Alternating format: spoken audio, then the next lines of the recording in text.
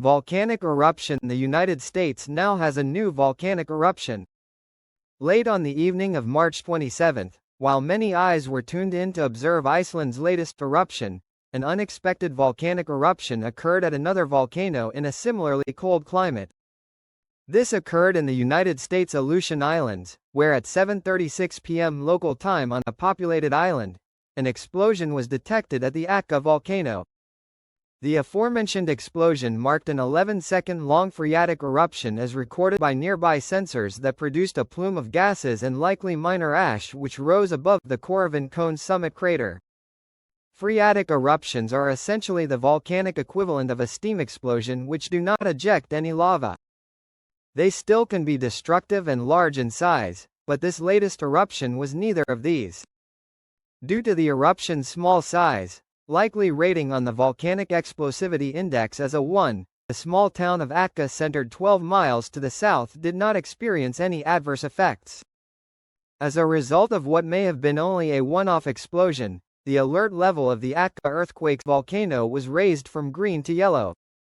A series of 2 low-magnitude earthquakes followed during the next 90 minutes, suggesting that there still might be additional steam which could produce more explosions. Although no ashfall was spotted on Koravan's summit from satellite, I have a strong suspicion that something was deposited, perhaps a bit less than this image taken after a similarly sized phreatic eruption which occurred in 2004. Thus, I ask that if anyone living in Atka sees this video and there is some fresh ash on Koravan's summit to please send me a photo.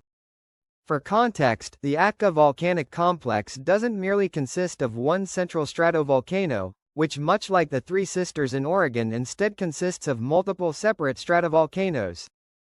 Atka consists of 4 stratovolcanoes and 2 satellite stratocones, with the 4 stratovolcanoes being called from oldest to youngest: Konia, Sarishev, Klushev, and Koravan. To potentially make things more confusing, some classification schemes actually consider Koravan or Atka Koravan and only Koravan to be part of a separate volcanic complex from the other 3 stratovolcanoes. This is owed partially to its primarily basaltic rather than andesitic or dacitic eruptive products and its separate magma chamber at a depth of 2 to 5 kilometers or 1.2 to 3.1 miles below sea level.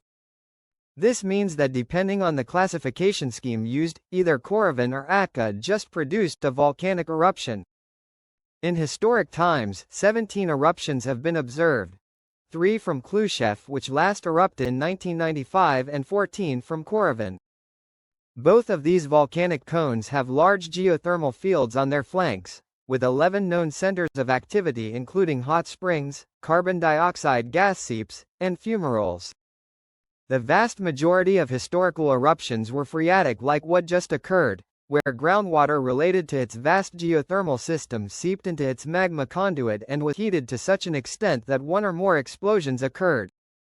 11 of 17 prior eruptions fit this description. Recent eruptions, most of these eruptions lasted under a day. 6 eruptions lasted longer and were a degree more explosive, while 2 were large enough to cause ashfall on the city of Atka and send ash plumes to a height of 35,000 feet. It is unclear what exactly will happen next, but given Atka's history, life should continue as fairly normal with a low but still possible chance that more phreatic explosions will